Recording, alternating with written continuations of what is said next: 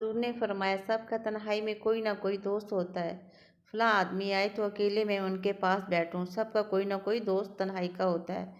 फरमाया, जब मेरा किसी के पास बैठने को दिल करता है ना तो मैं ज़ुबैर को बुलाया करता हूँ।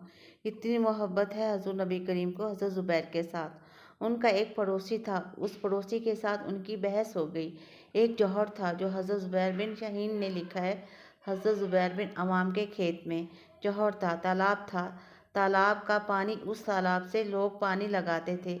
उनकी मलकियत पहले हज़रत अवाम बिन ज़ुबैर के खेत में थी, उसके आगे उस आदमी के खेत थे। अब वो आदमी कहने लगा हज़रत ज़ुबैर से कि पानी पहले मैंने लगाना है। आपने फरमाया, एक तो पानी मेरा है और दूसरा पहले खेत भी मेरे हैं।